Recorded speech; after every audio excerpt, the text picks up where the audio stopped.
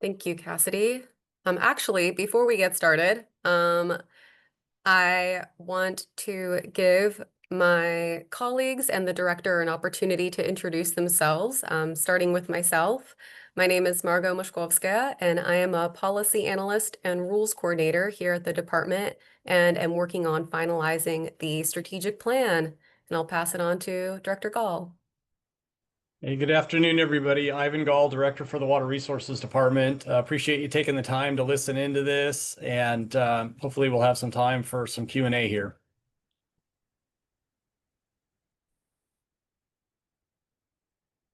Danielle? Thank you very much for being here today. Danielle Gonzalez, I'm the Policy Section Manager. Apologize that my video is not working. I would ask for you to put questions in the chat. I'll be monitoring the chat on behalf of Margot, and then we'll have some time at the end of the presentation. Cassidy? Hello, I'm Cassidy Fredland. I'm executive support to the director. Thank you all for introducing yourselves. Give me a moment here and I will get my presentation up and running for you.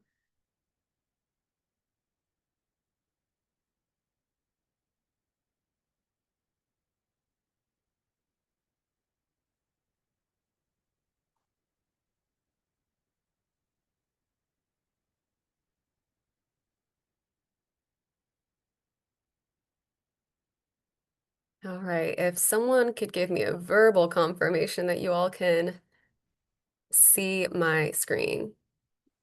Yes, we can. Awesome. Like I said, today we will be talking about our strategic and diversity, equity, and justice plan update for 2025 to 2030. Today is going to be a public informational open house that will provide an overview of the plan, the draft plan, excuse me. So in our time today, we will provide that high-level recap I was talking about, covering the requirements, purpose, priority areas, internal engagement, review, and integrated water resources strategy alignment. And then afterwards, we'll take a deeper dive into priority area 4, milestone development, and discuss next steps. By the end of today's session, I hope you all feel more informed. As Danielle said, there will be time for questions at the end, so please hold your questions till then, or you can just drop them in the chat and we'll get to them at that time. So starting with the requirements, this slide here illustrates the minimum components that must be included in an agency strategic plan as defined by the Department of Administrative Services. Given these requirements, the department was encouraged to tailor the plan to our own business needs and the needs of the communities we serve. The department crafted a combined strategic and DEIJ plan. Through this, we hope to fully integrate DEIJ values into all levels of our work so that they may become fundamental drivers of innovation and make a positive impact in our day-to-day work and around the state. I'm actually going to hand it over to Director Gall to provide an overview of strategic planning and our identified final priority areas. Thanks, Margot. Let's see. Yeah, great. You got the next slide up there. So, yeah, what is strategic planning? As a little bit of background, the plan that we've been working on this past 6 to 9 months is an update to our last strategic plan, which covered the agency's work from 2019 through 2024. The current version is going to guide us for the next 5 years. The plan is going to outline our agency direction, our priorities, and help identify benchmarks and criteria that we're going to use to monitor and demonstrate our progress in achieving our priorities. It's also going to help our leadership team make decisions on our agency resource allocation. So we don't have enough resources to do everything that we would like to out there. We do need to prioritize, and this document will help us do that. Additionally, as you're gathered with us today, we can use this strategic plan as an external communication tool to help share with you, members of the legislature and others, our key focus areas. Next slide, please. So how is all this related? We have agency priorities. I have my own priorities for the agency. As many of you are aware, we're getting close to the finish line with the Integrated Water Resources Strategy. On this slide, it's denoted as IWRS. We work closely with the governor's office, with our 9 sovereign tribes here in this state, and then many external water partners and groups across the state to figure out what are our priorities, what should they be, what direction do we need to be moving. Out of that, you can see we can fold in the vision and mission for the agency, solicit staff feedback for our own internal processes and workings and improvements, and then work on the DEI and environmental justice approach to build that into the strategic plan. All of these linked items, we commonly refer to them as the golden thread, denoted here with the golden colored arrows, to help align all of these priorities with the strategic plan and then onto the day-to-day agency operations. We want to ensure that every aspect of our organization, our goals, initiatives, and individual actions are correctly connected and aligned to really get the optimum work out of that. Coming out of the strategic plan and the IWRS will be agency work plans. As some of you know, the Integrated Water Resources Strategy and the statutory updates that were done a couple of years ago now require a 2-year work plan for the various agencies working in the water sphere out of that IWRS work there. We then have to align that work plan with our agency budget process, our key performance measures, and again, the daily operations, keeping everything else moving at the same time. Next slide, please.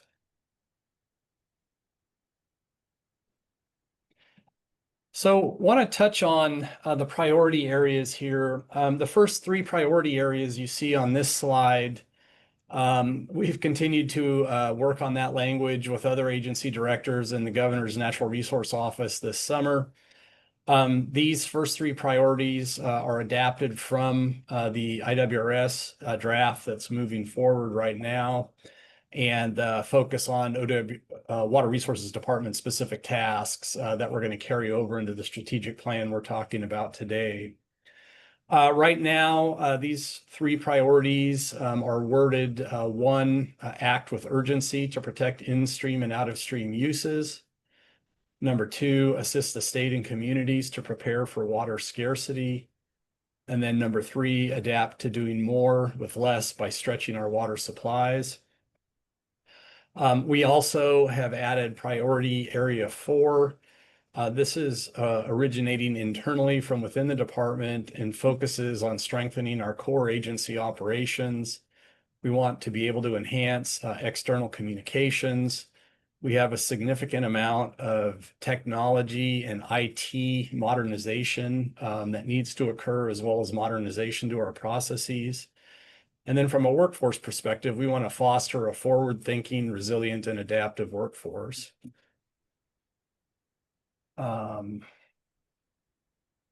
Okay, next slide, please. And I think, Margot, that's going back to you. Yeah, so this slide here illustrates the overall view of how the IWRS and the strategic plan are aligned and how they will be incorporated into our department's portfolio management. So while the IWRS is set up on an 8-year plan framework and the strategic plan is on a 5-year framework, the reporting for each of them will be captured through their corresponding reporting mechanisms. So efforts will not be duplicated. Priority 4 tasks and milestones will be captured in the department's own biennial work plans, as you can kind of see all tied together here in the bottom tier. And as Ivan said, the IWRS is also on a biennial work plan structure.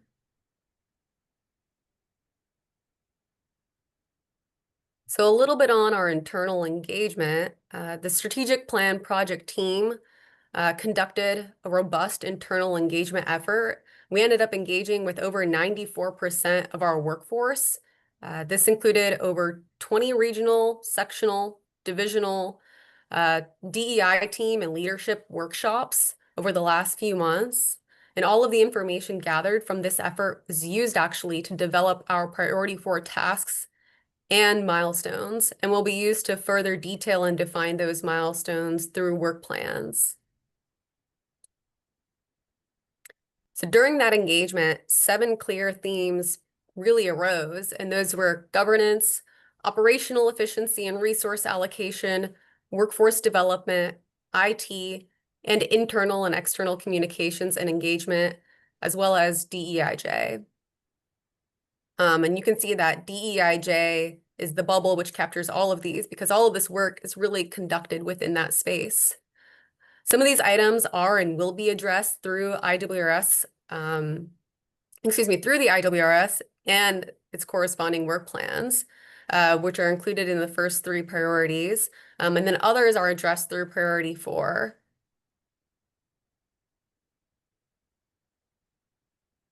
Before diving into a detailed look into Priority Area 4, I wanted to share our final equity statement as it was inspired by the collective voices heard during our engagement effort and collaboration with our DEI and leadership team. Drafting an equity statement was a requirement by DAS for this update, which the department took very seriously. The equity statement here reads, "Water is a shared, vital, and finite resource. The Oregon Water Resources Department strives for meaningful engagement, transparent decision-making, and accessible services for those we serve. Today we will build a resilient, together we will build a resilient and equitable water future for this generation and the many to come." And before moving on, I'd like to give Director Gall an opportunity to add a few words. We could probably start today on that too, Margot, so that's fine. Yeah, thank you. I think what I wanted to do here is just spend a second. We have a tremendous amount of work that we've been doing and will continue to do in upcoming months and years. I think you're going to see our team out on the landscape more, and you're going to see those of you who are interested in our business rule updates, things like that. You're going to see that we have a lot going on. We're getting ready to launch a couple of large rule update processes this fall. One of those is going to be moving very quickly to align the updated rules with some statutory changes that were just made this past legislative session and will take effect on April 1st of 2026. So there's a sense of urgency there. But across the landscape and across all of this work that we're doing, we really want to make sure that we're engaging with all parties as effectively as we can be, very transparent, and making sure that we're making ourselves available to everyone to get their questions answered and any concerns heard there. So this is an important equity statement, and I trust all of you will help hold us accountable to these words as we do this work across the landscape. So Margot, I'll turn it back over to you. Thank you. Thank you, Director Gall. So moving on, we're going to jump into Priority Area 4 specifically. So as mentioned, parts of the aforementioned themes have been funneled directly into this priority area. As illustrated by these 4 priorities within Priority Area 4, which highlight our key areas of focus over the next 2 biennia. And over the next few slides, we'll review each priority area and their corresponding tasks briefly. So starting with 4.1, related to IT modernization, during our internal engagement, we heard throughout the department the shared need for IT modernization, revealing that IT security, systems, and processes are an essential component at every level of our internal operations and our service delivery goals.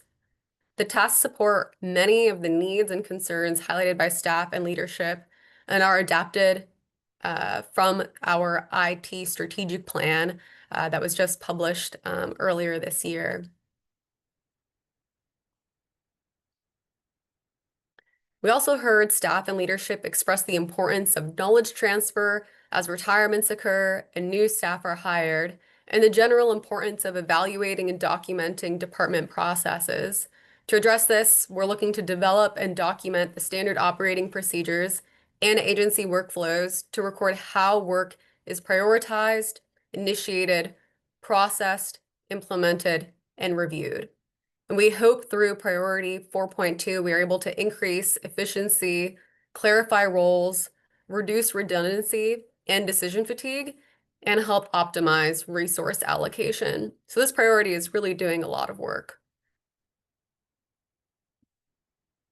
The department engages with a diverse array of external groups, and the desire for clear, relevant, and accessible information sharing was a common sentiment during our internal engagement effort. And we frequently heard website modernization and the development of targeted or differentiated communications were the areas of highest need. And finally, 4.4 is related to career development and career pathways planning, which really supports workforce continuity and organizational resilience and adaptability. So here our focus is on anticipating current and future staffing and leadership needs to maintain retention, stability, and overall service. Both staff and leadership expressed desire to develop career planning strategies that address key roles identified by divisions who face the most to lose from impending retirements or staffing gaps. So we have identified two areas of focus here, which is our IT department and our field services division. So this slide here shows what our next steps are. So the first being is sharing the final draft strategic plan with the commission, then presenting that draft at the commission meeting on September 11th in Madras, where we'll be publishing, we anticipate publishing a final plan at the end of September and follow that up with work plan development. And you'll be hearing from us on biennial reporting and of course during our Water Resources Commission strategic plan updates overall. And more information is going to come on this subject matter during our next commission meeting and really in the coming months as we begin to operationalize and implement this plan. So if anyone has any questions or comments about the strategic and DEIJ plan, you're welcome to ask them now by raising your hand. You're also welcome to drop questions in the chat. I might not, or I guess we might not be able to answer all your questions today. And if that's the case, we can follow up. I will stop sharing my screen here so I can. Thank you, Marco. We do have a question from Commissioner Thompson. Please help me as a county commissioner to interact appropriately with your agency when local water issues are often filtered through, and then it says pun intended, local special districts. Can you point me to a way to learn how to best interact to meet my constituents? It looks like Commissioner Thompson may have come off of screen. If you would like to say more on that, we're happy to hear. Thank you very much. Well, I appreciate the opportunity. I'm of course interested in what you're saying. I appreciate very much your focus on DEI. I mean, the Warm Springs Reservation being on boil orders comes immediately to mind. But I have pockets in my county where there are similar problems with local water districts. As I look at this whole plan that you've got, I don't know where and how to intervene to have the best result for your agency, for my constituents, because I want to work smoothly and effectively with you. So I took this chance. If it's not the appropriate venue, let me know. Just tell me what to do to work well with you. That's what I'm asking. Commissioner Ivan Gall here. I'll be happy to take a cut at that. I think one of the best things you can do is get to know your local water master or water masters, as a case may be, depending on if there's some overlap in your county there. They can be your first point of contact as water-related issues come up. Special districts, and I assume you're speaking to districts that supply drinking water to communities, groups of homes, things like that. That's an interesting one in Oregon because a number of agencies get involved in that. We typically are involved if there's a water right associated with the use of that water. So we would authorize the actual use of it if it requires an authorization. In other cases, if it's a group or community well system, our experience has been that you can put about 30 homes on a system and stay within the exempt groundwater uses, not needing an authorization. And so they may or may not have a groundwater right. If they don't, they may need one and just never got around to getting one. And so that would be another issue that we would work with them on. We also get involved from a well construction perspective. But those community wells are also monitored and somewhat regulated by the Oregon Health Authority and their drinking water program.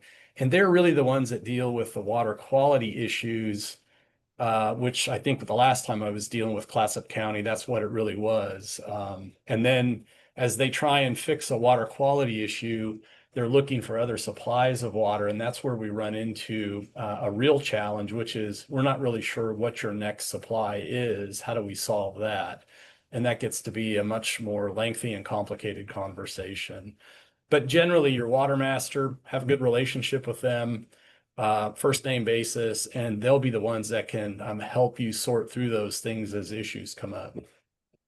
Thank you. I appreciate that help. And I've also got a note in the chat, so I'll be looking for contact from you because the work you do is so important, and I'm grateful to you for that. Thanks, Commissioner. Appreciate the question too. Yeah, thank you, Commissioner. If I may also add a few thoughts, more generally, how can you all interact with our strategic plan? And the focus of the strategic plan is really, a look inward into how we operate internally. There will be, pieces of this plan that move forward in the near future. Either on a project basis or rulemaking or something of that nature. So there will be opportunities to interact through those efforts, as opposed to the strategic planning document directly.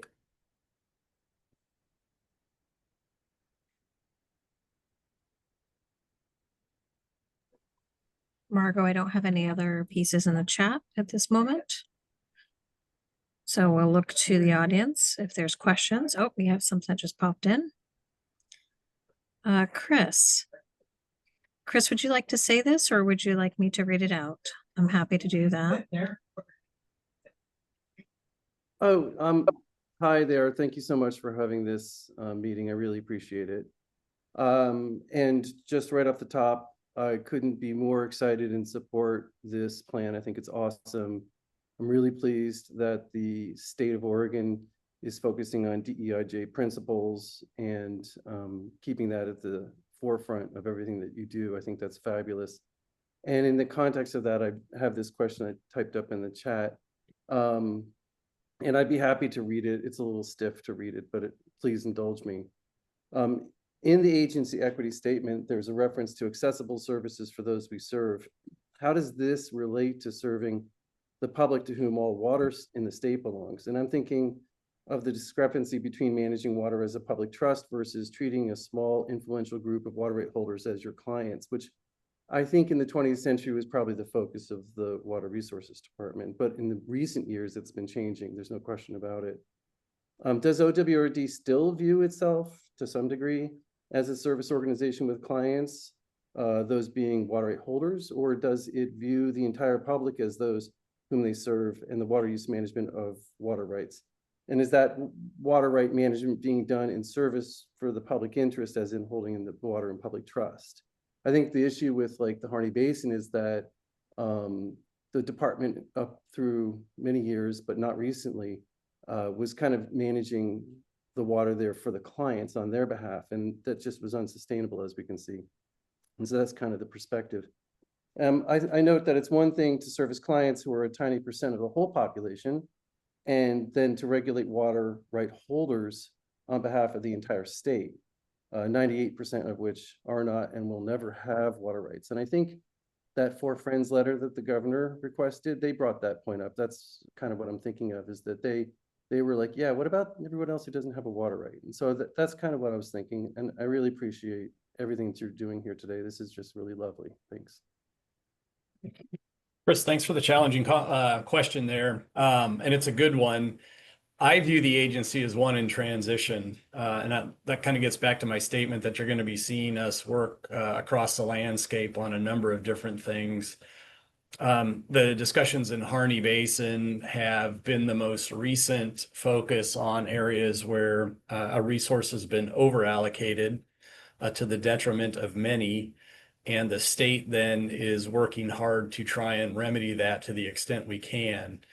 We're dealing with an old system. Our surface water code dates back to 1909, the groundwater code to 1955, and we're under the prior appropriation system. And we're stuck with some legacy issues like water rights we've issued are there on the books in perpetuity unless forfeiture occurs or some transfer or transition there. And so we have to work within that framework and honor those commitments while at the same time doing everything we can to protect what water is remaining for the greater good and the public there. And so that's a line we're walking. You saw some evidence of that this legislative session as bills were proposed to bring in some more public interest, a review process to the water right transfers process there. And that work will continue, but certainly a ways to go. Appreciate the question. Marco, I don't have anything else in the chat at this moment.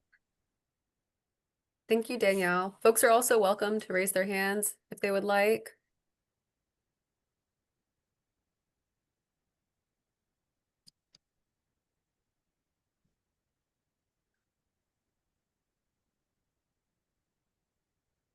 Don't be shy.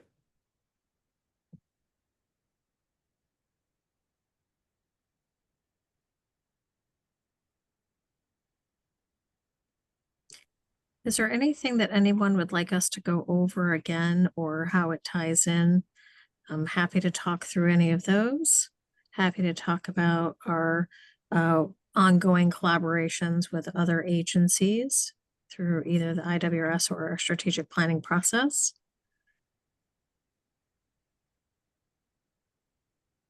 Or any other interesting topics that you would like to talk through on the strategic plan. Commissioner? Well, thank you. Director Gall, the last time I saw you, I was sitting on the dais at the Land Conservation and Development Commission because I represent the coastal area on that body. I wonder I'm not on my department computer, I'm on my county commissioner computer, but I think I'm going to ask you the question anyway. I mean, the rules coordinator will appreciate that distinction, right? Can you talk about your collaboration with DLCD, please? Sure. So I think we're really starting, I would say, a new reinvigorated collaboration with DLCD. As many of you are aware, one of Governor Kotek's main priorities is to increase housing here in Oregon and accessibility to housing. And if you think about the nexus of housing and water, it seems like there's a pretty strong tie there. So we want to site housing or build housing in areas or communities that have adequate water supplies that have been or could be developed to support that new use there. Or look for opportunities through conservation and efficiency projects or water right transfers to move water from other uses to new uses that would support housing.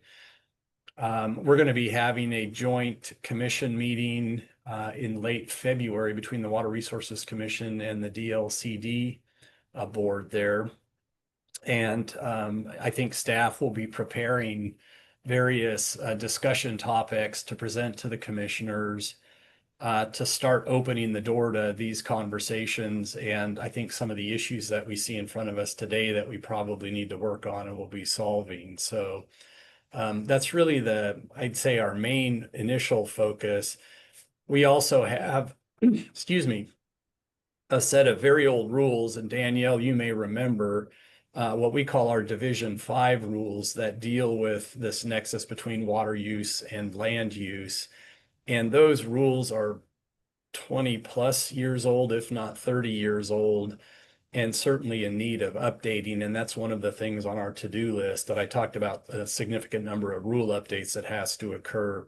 That's one of them that we've got on the list and hope to be working on, at some point soon. So hope that gets at your question. It does. Thank you kindly. You Yeah.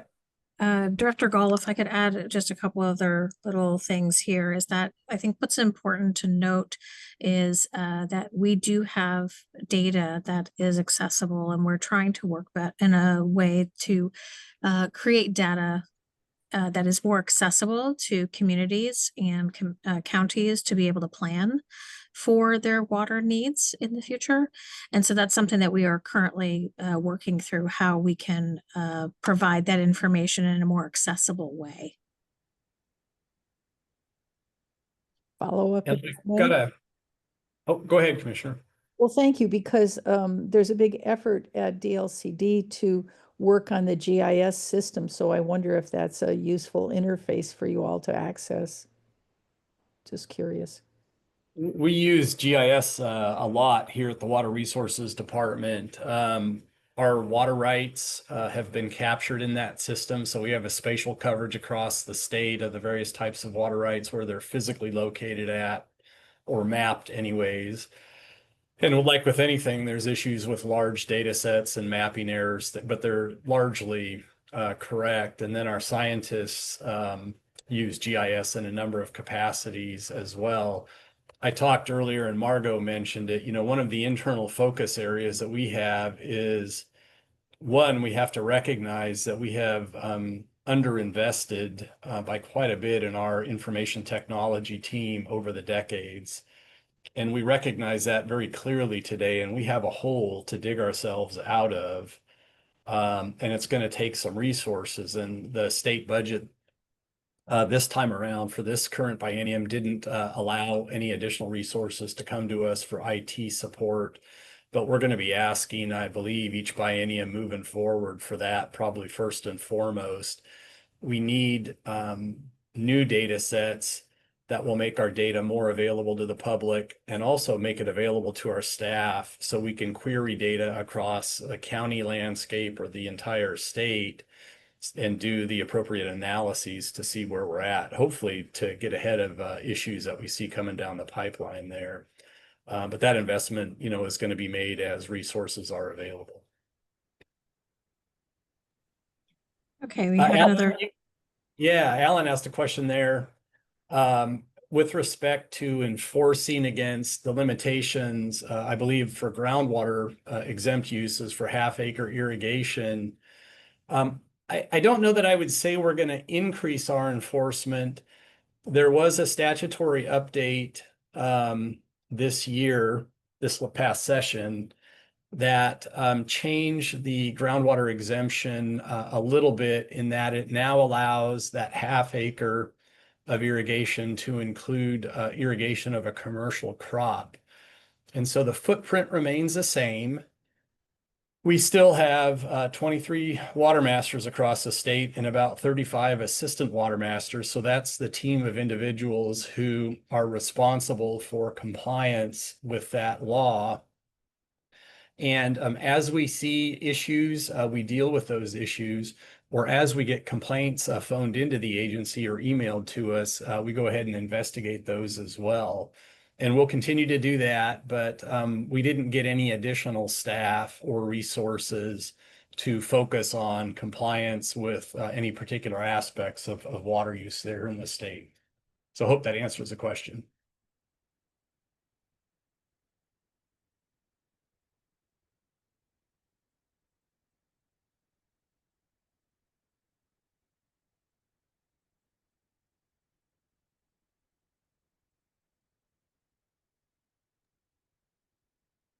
As of right now, we don't have anything additional in the chat.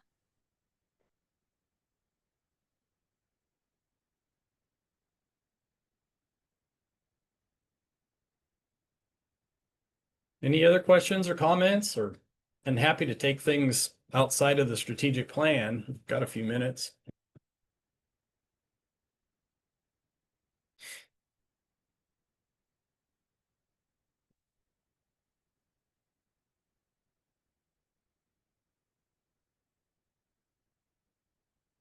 Okay.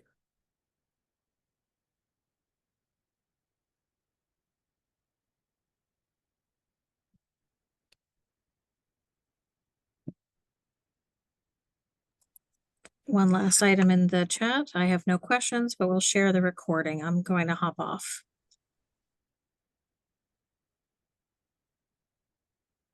Well, Danielle or Margot, if neither of you have anything, I don't have anything else either. I want to thank everybody for your participation, taking the time today. If you do think of anything after the fact, feel free to email me. I'm happy to get you an answer or find someone who can. And I think with that, we'll save you a few minutes and get you back to your day.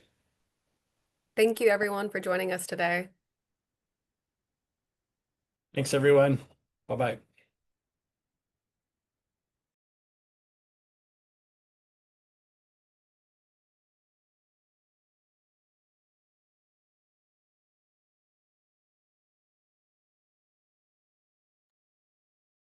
Cassidy, you can go ahead and stop the recording.